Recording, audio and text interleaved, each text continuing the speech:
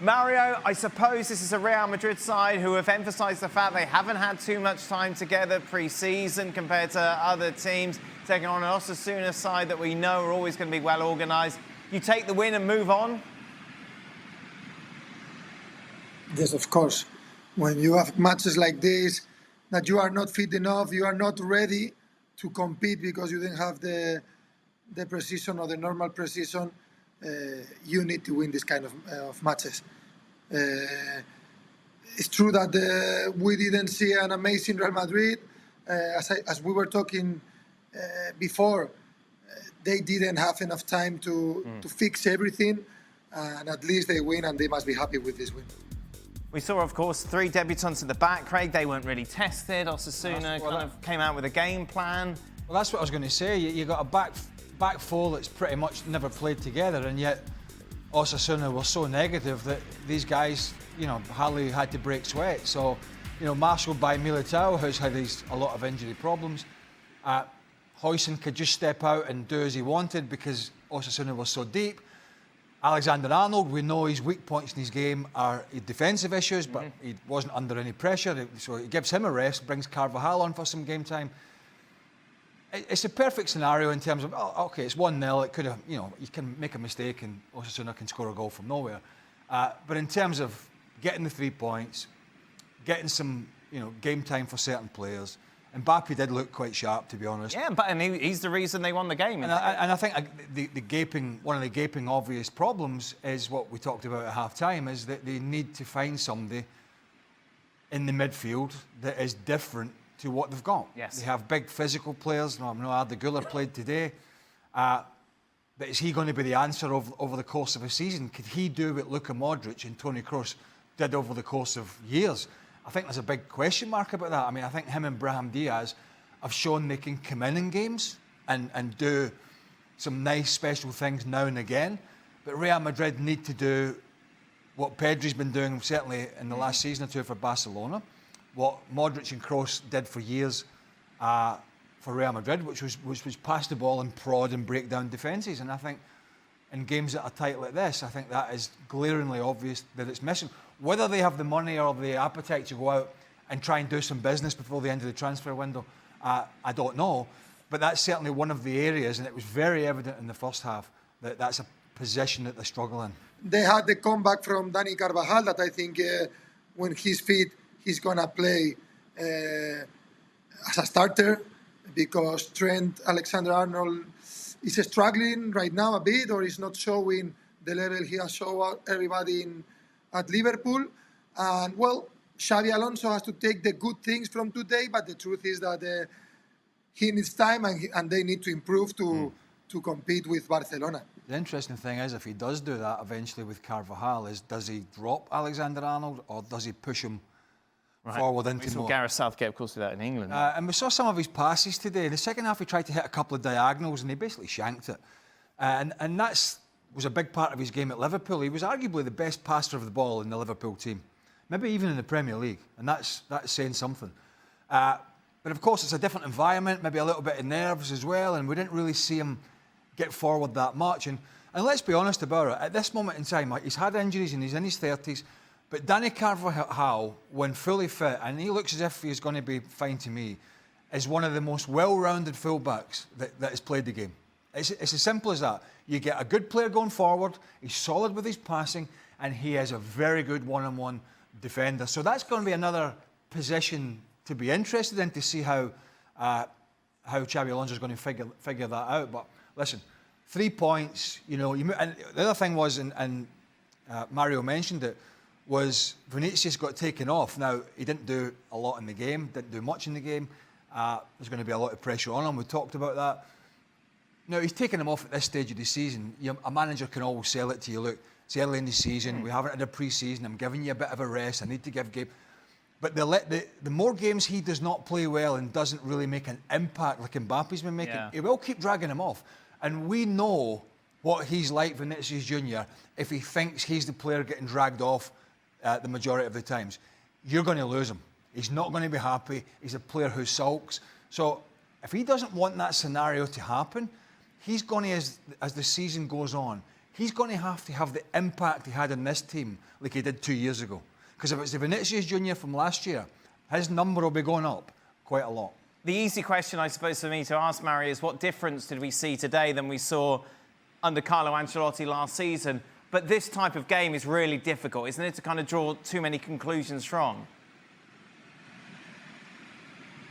Just the new faces, because as we were saying, one of the things that Xavi wants to do is to press high. We saw during the preseason, and today you face a team that every time they get the ball, they play long. So you cannot do that high pressure. You cannot steal the ball closer to the opposite goal. So as we were saying today, was a day to win, to take the positive things, the minutes from the new ones, the minutes from Mastantuono, from Carvajal getting back from the injury, 90 minutes from Militao after the injury. That kind of things. But I think we expect more from this Real Madrid, and as Craig said, if they want to play better, they will need more also from Vinicius. But after that, after the minute 60, when Simeone take out Baena, Almada, 10 minutes later, Julian, they didn't do nothing. So it was like last year, sometimes away from home, where they lost a lot of points. And this season, if you want to be fighting for the title longer than March, then is when they stopped fighting last season, you cannot lose this type of matches. So they need time also. I think they need another striker. Let's see what happens with Conor Gallagher, because there are a lot of rumors around him. But I think it was 60 good minutes, but the rest was not good. It's almost like he's got this big squad, right? And he turns to his bench. Gets excited. I've got Barrios to come on, I got Soloth, I got Koke, who's been there, seen it and done it, and I need to get players some game time. And he makes changes for the sake of changes. Now, I understand making a change if you're chasing a game and you're behind, which quite often they have been in, particularly last season, and they've gone on, he's made 3 or 4 changes, and they go on and win the game. They're 1-0 up at half-time. He has Johnny Cardozo and Conor Gallagher in the middle, who are workhorses, who get their foot in. Not the greatest, certainly Conor Gallagher, not the greatest passer of the ball, but they're under no pressure. And as Mario will tell you, certainly, you know, when you make changes to such an important position in the team as central midfield, it's the engine of every good side, and it just upset the flow. And then after that, he makes more changes, and it wasn't that who was it that played again? Sorry, Espanyol. Espanyol. It wasn't that, I forgot. It wasn't that Espanyol did anything brilliant. Maybe as Sid said at the weekend, they went longer, a little bit quicker, got some more balls in the box. You saw the great header, but it was more about Atleti than what Espanyol did, because their game was disrupted. Yes. Because he made all these changes, and it's not an anomaly. He does it a lot, and I think from a player's perspective, the continuity and consistency when you're making as many changes as sometimes he does, that it absolutely disrupts the flow of most games. And we'll say thank you very much to Mario. Mario, of course, be very much involved with our coverage on Saturday, because Atletico Madrid taking on Elche. It's Levante against Barcelona. Those games back-to-back live on ESPN+. Who knows what reason? It was the PFA Awards today. Mo Salah won the player... Who knows what reason it was the awards today, or who knows what reason we're putting the graphic in? Well, we put it in because it's a segue then to what Isak had to say. So this is the team of the year. We will not discuss it. But Isak, in thanking everyone for being part of the team, came out and said this: the reality is that promises were made and the club has known my position for a long time. To now act as if their issues are only emerging is misleading. When promises are broken and trust is lost, a relationship can't continue. That's where things are for me right now, and why change is in the best interest of everyone, not just myself. Don Hutchison, of course, the perfect guest to have on with his Newcastle ways, former pro ways as well, Don. Well, there's a man that knows how to make a transfer, because he 17. He made enough of them. OK, so reading between the lines is suggesting that Isak had been told by the club, if a big team comes in, we'll let you go. And obviously that has now happened, and they haven't. Is that fair? I think that's fair, but I think the journalists up at Newcastle are more or less saying we've not heard from Newcastle, and they strongly deny what Alexander Isak's saying. So I would imagine what Alexander Isak's saying is correct, because I've been in that situation myself. There was loads of context to my story, but the worst thing he's done is refuse to play and train. There's a way to leave a football club. I mean, it seems like to me, because he's been so quiet now for the last couple of weeks, his agent's probably said to him tonight, listen, you're going to have to say something, because this move, what's it left, 12 days of the window? You're going to have to say something now to try and force the move, to try and engineer Newcastle accepting a lower bid from Liverpool, because they lowballed Newcastle for 110 million. That was never going to be the offer that Newcastle would accept. So Liverpool have been pretty naughty, I think, in this as well, expected to try and get him for 110 when they know they could go a lot higher, or going to have to walk away. So put your money up or shut up. But on Alexander Isak, as I said, Dan, just train, just play. I mean, he sent out a message tonight saying promises were broken. Well, what about all the Newcastle fans that bought all the Alexander Isak shirts and spent all the money going down to Aston Villa at the weekend and he wasn't there? And they turned out in their droves and they loved him and he loved them. It's getting to a point now where he's desperate because, as I said, he's got no cards left to play. So his agent probably said to him, you're going to have to say something, otherwise this deal might collapse. Those shirts are all burnt now, aren't they? I mean, I can't go on with this show, Don, till I find out what you combed your hair with today. You're looking a bit windswept. I just had a quick shower. Yours isn't the best today either, to be fair. Nothing too drastic. Mine's not the best. No, today. it's quite... Mine's becoming a bit of a problem. Only now? I must admit.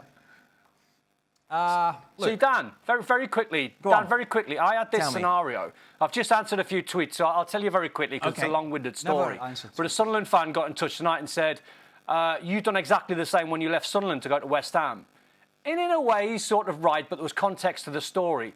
So my context to my story was, before I signed for Sunderland, which I was always going to do, I went to see Gordon Strachan at Coventry, and he was going to make me highest paid player, captain's armband. Alan Kirbishley said the same thing down at Charlton. Went to spoke to Brian Robson and Keith Lambert at Middlesbrough, but I always wanted to sign for Sunderland. Now, a lad from Newcastle who didn't earn a lot of money in his career, I lost £2 million to sign for Sunderland Football Club because I wanted to play for Sunderland and I wanted to go back home and I wanted to see my mum and dad. My mum wasn't particularly too well and I wanted to live in Durham. So I was quite happy giving up the money. But I done what Alexander Isak's probably done as well, is I shook the hands of Bob Murray, who was the chairman and the chief executive, and I said, in the first year, if I do well, can we look at my contract? I had the best season of my life. So I went back in, they flat refused, said, no, we're not going to do it, Then Rangers and West Ham came in, and I moved. So it's a little bit similar, but I played the first game of the Premier League down at Fulham. I never refused to train, I never refused to play. I didn't keep quiet, I just let my agent and everyone get on with it, and I wanted to stay, but things had moved south where I had to sort of move in the end, but there was context to it. What I don't get is, why is he not training? Why is he not helping his teammates? It's a poor look. It's a sour look. It's a desperate move from him. He said, before we came on air, Dan said you'd make that about yourself. No, it's just because I think the Sunderland fans asked the question and I had to answer it because it was too long-winded to try and give them an explanation. So things like that do happen. I see Stan Collymore tonight. He's getting a bit of abuse as well because when he moved from Forest to Liverpool, they're saying he engineered a move. You've probably been in the same boat as well, Craig. It happens, but I dare say you've never refused to train or play. Well, everybody gets abused by you. There's no point in getting involved with these people. The story here is Alexander Isak. Look, maybe the answer, because clubs make promises, and as it said in the graph, promises can be broken and people change their minds. It's a business. Maybe his advisors could have did a better job with a release clause, which is sort of black and white. Because sometimes clubs change their position. Maybe Newcastle did make listen, I don't know. I'll take him at his word. That's fine. But maybe they can't. Maybe the promise was, if we'll let you go if a club comes in, but we need to have a plan B, and maybe they don't have the plan B that they wanted. Sesko has gone to Man United. Yeah. So that changes the narrative of, and sometimes clubs will come along and say to you, look, I know we said, but we need another 6 months or a year because our alternative is not available. And a lot of players, will agree to that, but clearly, and Don mentioned it, that what this player has done has just taken himself out of the equation. And he's made himself look very, very unprofessional. And I don't think that is helping the scenario. Certainly not amongst the fans. If he's got to go back and play and this deal does not come off, he's going to get an absolute shellacking, home and away. Till he scores a hat-trick. Well, yeah, I don't know if you'll ever. I don't know from this scenario if you ever. So, yeah, that's obviously my next question: is has this statement now burnt all the bridges? Yeah, do you think so? He'll never play for Newcastle again? I don't think there was much left of the bridge. Yeah. No, I mean,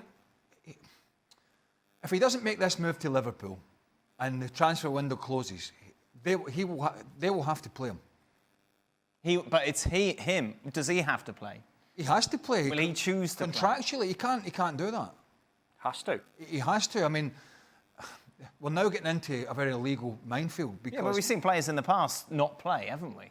And force. You can't. You can choose not to play, but you're breaking your contract. Then the club, technically, I believe, don't have to pay you. They're not going to let him go. They're not going to sack him for an egregious offence like that because the value of the player. So he's an asset for them. Whether we get to that scenario, I mean, I want one story. And this is back in the day, Pierre Van Hooijdonk, if you remember, back in the late 90s, went on strike at Nottingham Forest and basically just disappeared. But it was only for a shortish amount of time. I can't remember off the top of my head. But I think he came back and played or whatever it was. So it has happened. It just doesn't happen very often. And I don't think it will from this player. I just feel now we're at that stage where... Van Dijk? Did he do it? Southampton? Forced that move, didn't he? And it worked out for him. I don't like when this happens, but I think we're at the stage now where the relationship between player, club, manager, supporters has become so poisonous that the best thing to do here for Newcastle is get as much money as they can and move the player on. Now, that's the player getting what he wants, and I understand that. But this is a very difficult situation that you do see. I mean, Gyökeres, got his move to Arsenal. In some sense, he forced it, didn't he, from Sporting Lisbon? But you saw some of the quotes from the Sporting Lisbon owner, it was almost like he was going to dig his heels in because of it. In the end, he didn't, and they got what they wanted. So I don't know. It's a very, very ugly situation. What do you think, Dom? Will we see Isak ever play for Newcastle again? I still think there's hope. I think Craig's right. They have to sell him. They've got to try and get as much money as they can. But what if Liverpool turn around and say, 120 is our final offer? What do Newcastle do then? Because they value him at 140, 150. So essentially, they're going to have to come up and do something and probably take a hit on the 140. They probably won't sort of reach that number. But I think what Alexander Isak's claiming from a few journalists that I've spoke to is the former owner and then Amanda Staveley, when they were at the football club, they promised Alexander Isak a new contract when they were there, which was, I think, just under a year ago. So he's been adamant he was getting the new contract. Then the owner moves on, Amanda Staveley moves on. There's no sporting director. So he then can't sort of say to anyone, listen, guys, you promised me this new contract, but the owner, Amanda Staveley's not there anymore. This is what I'm hearing from the journalists. This is where his angst comes from. But there has to be a solution.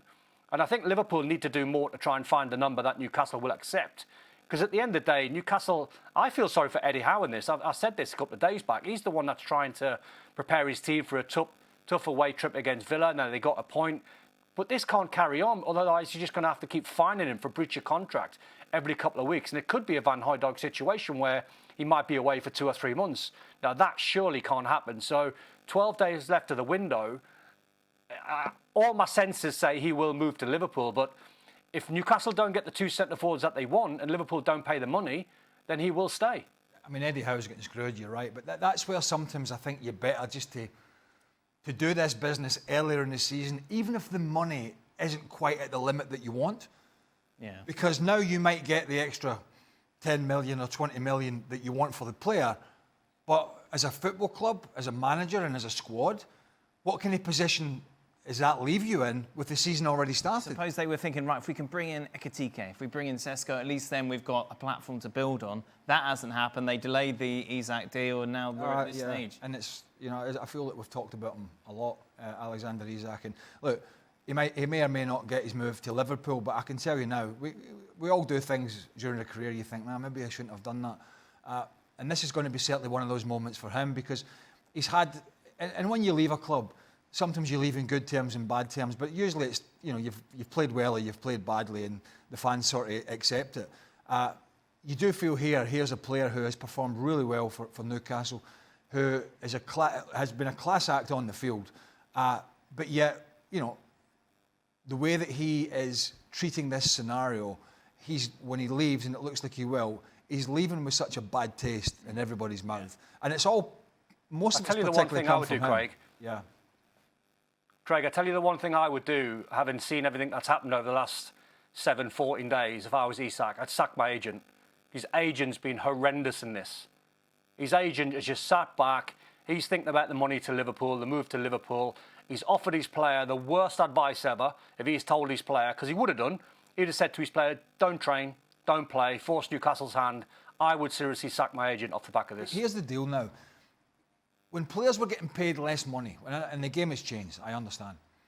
When players were getting paid less money, you did not have the luxury of potentially losing a month, 2 months, or 3 months' wages if you go on strike or you refuse to play. The trouble is now, these players, the majority of them, have accumulated such small fortunes that, and they're getting paid astronomical amounts of money, that they can almost hold the club to ransom. As the club say, well, we're going to fine you a month's wages, we're going to fine you 2 months and 3 months until you play or train. And a lot of players now can just sit back and absorb that.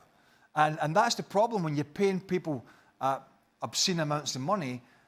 The power then switches from the club, to a certain extent, to a player and the agent because of the vast sums of money involved. He's won it 3 times now. Can't we see the team again? It's very exciting. We're not doing the team. We've done enough. There we go. Shearer, Hughes, Henry, Ronaldo. It's not a bad list, is it? When it comes to top Premier League players. Do we have to talk about this? Oh, yeah. Don? Don, there you go. He broke the record, hasn't he? Broke the record. Well done. I mean, last season. There you go. There you go. Imagine doing it at the start of the season. I know no one remembers what happened last season. Absolutely sod all to talk about during the summer, although I wasn't here. Then it was Alexander Isak and Gyökeres, and it was getting rammed down your throat on a daily basis. And the Club World Cup. They could have dropped this team out. Oh, it kept us going for a fortnight. I know, but there we go. Just take a look. What's wrong with my hair, by the way? It's a bit... There's a word I want to use, but I can't. There we go. So let's take a look at other winners, shall we? There we go. Confirmation that Salah is your Men's Player of the Year. Meanwhile, Calenti gets the Women's Player of the Year. Morgan Rogers. What's the Merit Award? Olivia Smith. A Merit Award for Gareth Southgate. I don't know, Greg. That's just thrown in to make you angry. James Trafford comes in as your Championship Player of the Year. Merit Award. That's like being last in the school race when you're at school, isn't it? Should have read the email, I'm being told. ESPN FC is presented by Xfinity. The Wi-Fi is booming. Arsenal, of course, kicked off their campaign with a victory away against Manchester United at Old Trafford. Gyökeres was given his first start, making that big move away from Portugal. Not the best performance from him. Here's Arteta. Well, he did a lot of things very good. You can tell, especially in our high press and the rhythm that we demand, that especially in the first half we were given a bit too much time. It's something that we have to work on him, especially there. And then, in finalizing situation, he didn't have that many chances to do that because, as I said, on the previous action, before we had to play that last ball, that the line was standing still with 40 meters behind, we then managed to put the ball through to exploit his quality. But overall, I mean, coming away to Manchester United, winning your first game with Arsenal, it's a good start.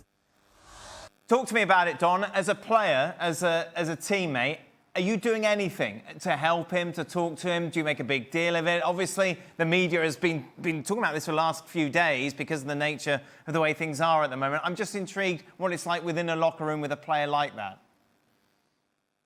Yeah, of course, you have to build relationships. A new centre forward comes in who's a different style to what they've been used to. Havertz is a player that's quite comfortable coming short, so Saka will know his movements, and Declan Rice and Odegaard, they'll all understand Havertz's movements. Now they've got a centre forward in who likes to run in behind, he likes to be direct, he's physical, he's powerful. I think the reason why we didn't see too much of him, because Man United played really well in the game and pushed Arsenal all the way back, so they couldn't get him any chances in and around the 6-yard box, 18-yard box. In truth, I thought he looked a bit clunky. I thought he looked a bit stiff, a little bit wooden. but it wouldn't stun me at home against Leeds at the weekend if he's off and running. But yeah, to answer your question, yeah, of course, when any new centre forward comes in, if you're a midfield player, wide player, you're going to ask and you're going to have the conversation, what sort of balls do you want? Do you want it into your feet? I play with Kevin Campbell and we used to work on opposites. So the opposites were, if Kevin comes short, he'd want it in behind.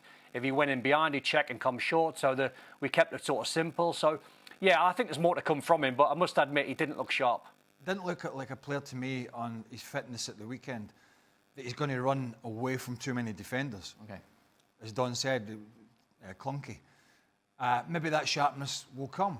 I wasn't on board with Nedum's opinion that Havertz will get game time ahead of this guy, because you know they have the mortgage, the house on this one, don't they?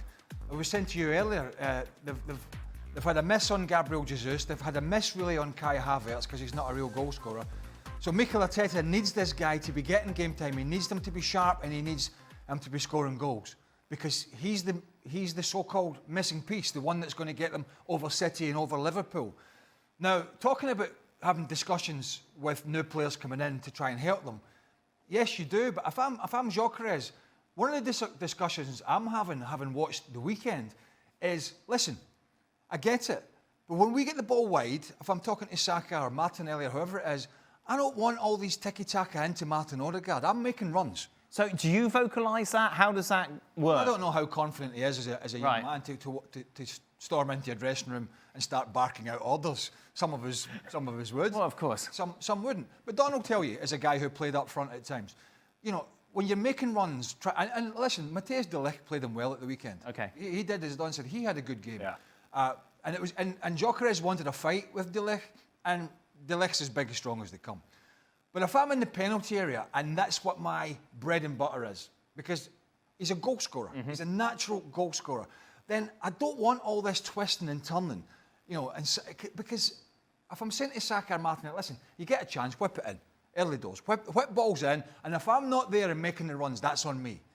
But too many times at the weekend, their final third decisions, Arsenal, and it is early in the season, of course, the final decisions was these little balls into where they're trying, you know, like City used to do. Yes. They're trying to score the perfect goal with the perfect pass after 20 passes.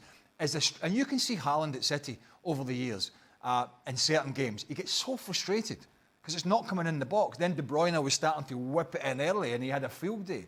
So if I'm Gyökeres, my Arsenal career could not just hinge on what I do, but it could hinge on what others do around me, and that is good quality crosses into the box. Is that he's playing it forward, not from what we saw for so much of last season, where everything was back sideways. You know, you get the feeling every time he's on the ball, he's trying to make something happen. Yeah, forward pass all the time. I mean, it's like when Michael Carrick was at Man United in his pomp, that was one of the things, and it was a different type of player. But Carrick's first thought process whenever he got on the ball was a forward pass into another midfielder or a striker. Now, Reinders is different, obviously. Carrick was a very good passer. Reinders is a good passer. He's relatively combative. He likes to get forward. He can score a goal and he can see a pass. He was excellent in Italy. Obviously, he's Dutch and he's a regular in the Dutch national team. But you think about the problems they've had in there. They've had Rodri with an injury. They had Gundogan who's gone back. He's not gone back as the same player. That's crystal clear. They signed Nico Gonzalez, but he's a little bit on the outside. I don't think Guardiola's too sure about him. But Reinders just looks the real deal. That being said, the amount of space in this game that was afforded to the City midfield was quite scary. But in terms of the quality that he's going to bring in and the dynamic aspect of the game to sort of speed it up, I think you know, that kind of thing as well. We're talking about Gyökeres. It'll please the likes of Haaland and other, and apparently, you know, Oscar Bob was very good in this game as well, the youngster who's had his injury problems. Yeah. That will please the likes of Erling Haaland because, again, I'll go back to the early discussion we had about Gyökeres. The tippy-tappy stuff is just, it's nice and it's possession, but it annoys the hell out of strikers who are making runs. And the more Reinders gets on the ball and gets forward, Erling Haaland will have a field day. Liverpool do what they do, Dan. I mean, even though there was 87 minutes left on the clock at 2-2, you still think that Liverpool create a chance or two, and they come away. Chiesa, that'll do his confidence the world of good to getting the potential winner, and then Salah puts a seal on it in the end, 4-2. And, you know, Arne Slot's been criticised a little bit from certain people in the media here, saying, were they too open? Well, you never criticise. I always find it a funny one. Like you never criticise a manager when they win 4-3. It's almost like a 2-2, or only if they won 3-2. It's like, oh, you're too open. Oh, you're a little bit chaotic. But that's Arne Slot's way. He had that all the majority of last season. I think the first 15 games that he managed Liverpool, they only won by 1 goal, whether it was 1-0 or 2-1 or 3-2. So that's his style. But I think you'll see a different Liverpool with Gravenberch in it for sure. But I still think you've got the 2 midfielders in Florian Wirtz, where last year they effectively had 3 midfielders who you would consider natural midfielders who can do the defensive side of it as well. You had Szoboszlai, McAllister and Gravenberch. So you had 3 people there that were able to do the sort of quality aspect going forward, but the dynamic defensive aspect going back. When you put a player like Wirtz in, I'm not suggesting Wirtz is lazy, he's not, but he's not as good a defensive player as the 3 that played in there last year. When you add that to the changes that have been made at the back, and we saw it in the Community Shield, and after the Community Shield game, I think Nedum and Frank and myself said, listen, you know, it's not a disaster, of course it's not, and they lost that game, but it's not a surprise to me that Bournemouth were afforded the chances that they were in this game, having watched them the week before. Because Arne Slot would have gone back and watched the Palace game. He would have looked at the relationships between Frimpong and the centre-half, between Kerkez and Van Dijk. And there was a lot of gaps there because that's a new back 4. It's not Alexander-Arnold. You know, as bad defensively as he was at times, it's not him. He's got a relationship. It's not Andy Robertson. It's new. Mm-hmm. And if you think that's not needing worked on, then you're pie in the sky. So there are areas of the field that have changed. Dynamics have changed in the team, and the players have changed. And I think that may take a little while for them to get used to it. The question will be, until he gets everybody and flowing on the same page, will they have as good a run as they did last year to give themselves the buffer? Or are they going to have a few hiccups because of the changes and allow the likes of Arsenal and City to get off and get a head start? That's the big question for Liverpool. I think they've got the Arsenal game coming up pretty soon, so we're going to get a good gauge of that back 4. But there's no doubt whatsoever, having seen the 2 games of the season, the Community Shield and the Bournemouth game, that defensively and the structure of the team is diminished slightly for now than it was last season. Of course, we're under 2 weeks now until the transfer window shuts. Eze to Spurs is reported to be very close to being a done deal. You know, look, Spurs are a great club, but they don't really. They won the Europa League last year, which is you know great for them. But they don't really contend a lot in the real elite stuff. I mean, they had that spell under Pochettino. They won the Champions League final, but you want to do it season after season after season, then it's not Tottenham. And the thing for me, and I think most of us are on the same page here, is that at 27 years old, that's your absolute 27, 28, 29, maybe 30. You're looking at the peak years, and he is good enough. I mean, more than good enough to step in to any team. Liverpool, he's not going to go to Liverpool, but he's good enough to step into a Liverpool, an Arsenal, and a City, and be the difference between them winning tight games and winning championships. Of course, he's going to improve Tottenham. Of course, he is, because he's a quality footballer. But at 27, he's not going to be competing for what he should be competing for with his talent level at that club versus the others. I mean, Madueke to Arsenal or Eze to Arsenal, I don't know. You'd have to ask Mikel Arteta. If you were asking me, I would take Eze all day long because he can do things that other players cannot do. And he's shown that over the last couple of years. Don? I agree. I think he's a brilliant player. I think he's like watching a cage footballer. It's like watching someone that just plays with so much freedom because he's got natural skill. He's a fantastic player. I think, you know, just off the back of the way Konate defended, I wouldn't be surprised if Liverpool bought Mark Guehi, but they're going to lose some players. He'll be a bad one for Crystal Palace to lose off the back of losing Zaha a few years ago. Elise last year to Bayern. This kid's just got something special in him where, you know, you watch him play and he doesn't play with like an attitude or a swagger or like overconfidence. He's just got it. It's just some players have just got it where they just take the ball and he's got great skills. You can play him in different positions. You can always, you know, play him on the left or a number 10 or even a little bit deeper to have an impact on the game. I think he's versatile, as Craig said, 27, he's in his peak years coming up. But it's his attitude that he plays with that I like. It's almost like he doesn't fear playing against anyone. He'll go to Anfield or Old Trafford or Emirates, wherever, and he'll still think and he still plays like he owns it.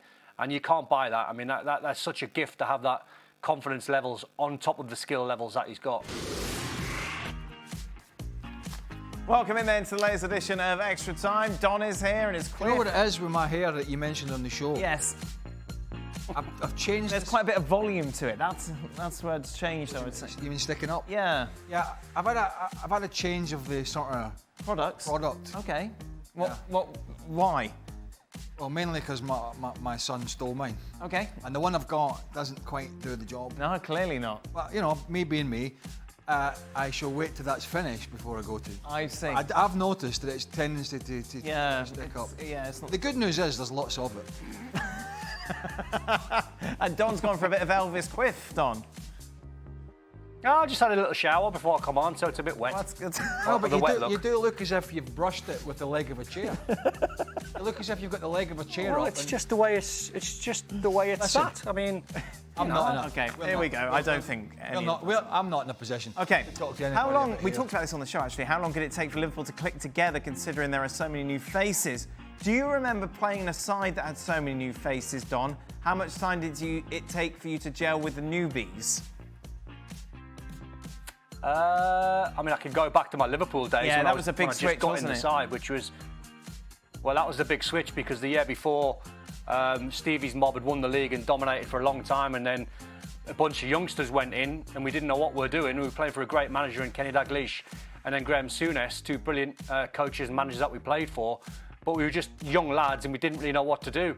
And the thing that didn't really help us is we had probably 4 or 5, 6 guys that were over the age of 32, 33, like legends of the football club. You know, like John Barnes or Ian Rush. Loads of these guys, Stevie Nicol, like about 10 of them. But they were sort of like going past the way, if you like, and we were coming through. And you try and merge loads of youngsters with guys that were just finishing. And young kids playing for Liverpool, it was just too much for us. We needed... When you look back in hindsight, we needed the 26, 27, 28-year-olds to try and guide us through. But you can't complain because you're 18, 19 playing for Liverpool. It's like amazing running out of the Cop and playing for Liverpool every single week. But you're trying to fight with the class of 92, which it was at the time, and Man United then winning leagues and Chelsea and Arsenal being strong and a lot more dominant teams than what we were. So it was difficult, but really enjoyable. To be fair though, Stevie did say you were a bunch of big-time Charlies when you came in. Yes, he did. Big tip. Yeah. Wow. Stevie would not say that. Oh, he did. Talking about Liverpool, I would guarantee you, of all the youngsters that played for Liverpool, there wouldn't be one big-time Charlie. Steve McManaman weren't, Robbie Fowler weren't, I weren't, Mike Marsh weren't, Rob Jones weren't. There we go. Jamie Redknapp weren't. Listen, talking about Liverpool, I saw you. Anyway. Talking about Liverpool, I saw your mate at Wembley, McAteer. McAteer. Oh yeah. I was talking to him for 5 minutes, and he said you were when you were at the golf and you get interviewed. He says you were waving at the Sky Sports camera for about 10 minutes, trying to let him... no, he's lying. I'm over here. He's lying. Come on. No, he's lying. Don Hutchinson, ESPN. No. That's what Jason said. If you're pulling my leg, then you've won. I'm not. But definitely he's pulling your leg. He said to me, I swear we weren't. He said, I saw a picture of you two at the golf, and he said, Don was waving at the Sky Sports camera. That's what he said to me. Come on, mate. You're better. I promise you, that is not. You know me. That's not my style. Craig, with Chris Wood picking up where he left off, Morgan Gibbs-White staying, and reinforcements like McAtee, Hutchinson, and Callum Wendo, can Nottingham Forest really push for a top 6 or a top 4 finish this season? No. Actually, they've signed some good players, to be fair. Murray Hutchinson, I think, is from Ipswich, is quick. McAtee, tidy. Not good enough for City long term. And that one of the big when I was back, as you know, in Nottingham, talking to a few of my buddies who are Forest fans. Ooh, soccer friends. Football friends. No. Yeah, clearly. Pub friends. Yeah. We're Forest fans. Right. And I said to him, can Chris Wood have another season like he did? Right. But he's... What are you laughing at? I can't imagine you ever walking into a pub and that being your initial question. Well, I was surrounded by about 8 Forest fans. And I couldn't put the ball away. Excuse me. I wanted some tickets for the weekend. And he started really, really well again. So, I mean, if he does have the same kind of season, they'll have a good season. They will not be... If they finish in the top half of the league... Right. And are in no way, shape or form dragged into any of the relegation, that for them, I think, is a good season. Don, who had the most impressive performance after the first weekend of the season across Europe? Well, I mean, I've not studied every single game across Europe because the Italian league hasn't started yet. Not seen too much of La Liga, but I'd probably say Man City, just because I don't know what Craig had them or you had them and I had them finishing third. Yep. So I think they've probably convinced one or two that they might be a little bit closer to first. It was impressive. Lamine Yamal once again, obviously Barcelona, looking good. What are you talking to? Talking to yourself. Trossard's contract upgrade.